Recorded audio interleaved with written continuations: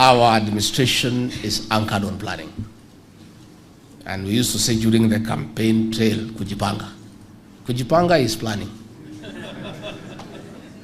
Our whole governance structure as an administration is on planning at any level, at the family level, at the hustlers level, at your level, at every level. Planning is key, is critical. Planning is a key and critical component of our development as a country. All the things that have gone wrong in this country is lack of good planning. The situation we face today of a huge public debt is lack of good planning. Billions of Kenya shillings spent on legacy projects that are not well planned for the benefit of the country. The situation we are having in El Nino is because of lack of proper infrastructural planning, poor drainage. So this convention is being held at the right time. That planning is key.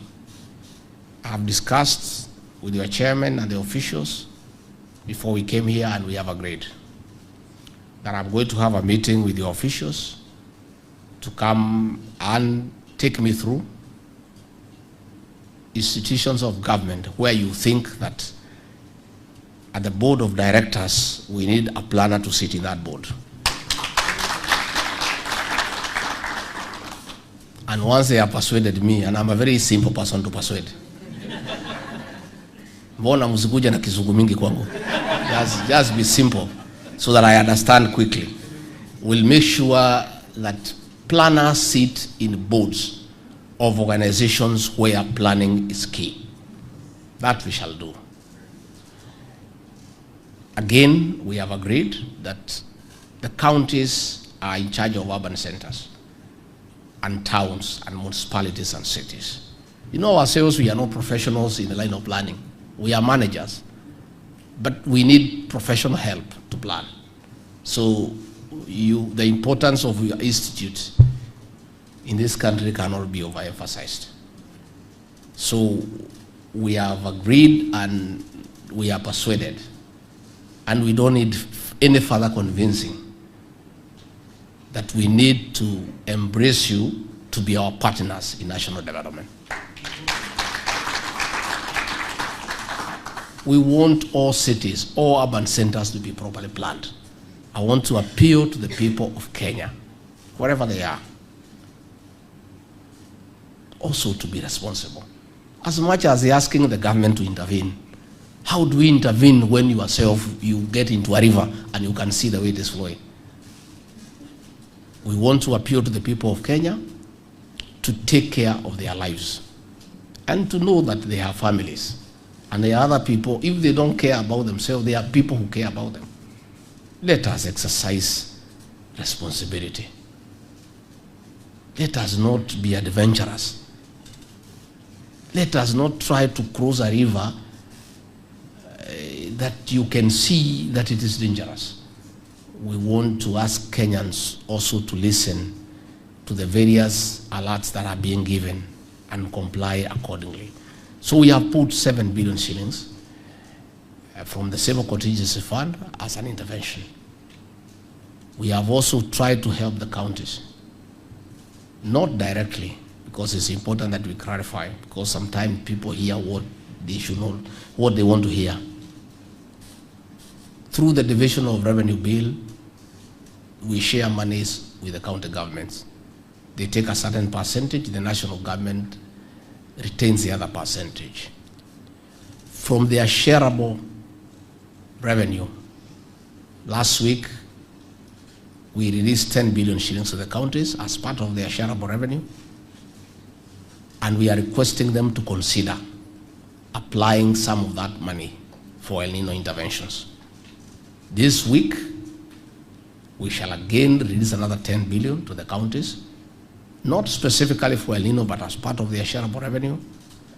And we are requesting governors to apply their minds and see what they can do with that money, what they can reallocate to save lives. And I want to take this opportunity when I'm in Kwale, not because the governor is here, but because her and her government have intervened proactively for the people of Kwale. She has used funds to save lives, and I'm requesting other governors to follow suit, because it's responsible governance to consider what your people are going through, the resources at your disposal, and make a conscious decision to apply some of that money to save lives and livelihoods, and other things can wait when things get better. And that is an appeal we continue making. Again, I want to ask the county governments to continue unblocking drainage systems. And I again want to thank the governor of Kwale, the governor of Nairobi, the governor of Uasin Gishu, the governor of Nakuru. They did a fantastic job. And that is why you see Nairobi, despite the ravaging floods, we are not having a situation that is unbearable. That is something that we'll continue to do continuously. So in conclusion, please help your country to plan. And the affordable housing is one of the most thoughtful strategies of our administration. One, to dignify people. Shelter is a constitutional requirement. We want Kenyans to have shelter. And not just shelter, but dignified shelter with proper sanitation, so that people can be dignified. Number two, that strategy, and we need your support, is also to create employment for our young people. I am aware that people have gone to court to try to suspend the housing levy and to sabotage the housing program. Much as we respect the independence of the judiciary, I want to request our judges to exercise judicial discretion and not sabotage that program. We have thousands of young people today who are now engaged in a housing program. That program will dignify the people of Kenya. It is the desire of every Kenyan who live in an urban center to own a home one day. And all of you here, that is your desire. Anybody who left the village for the urban to be an urbanite would want to own a home. Nobody wants to continue paying rent. I appeal to our judicial officers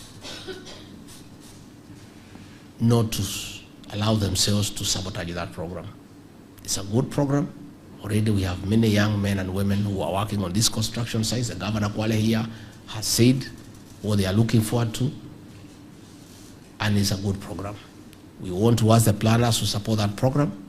I think PS Hinga will be coming here. We'll ask him to come and share the whole plan with you so that you are part of that process. So that even as we are putting up the houses, we have the requisite supporting infrastructure in terms of social amenities, schools, churches, playing fields, roads, water, sanitation, and it is you people to help us in that aspect so that we plan properly.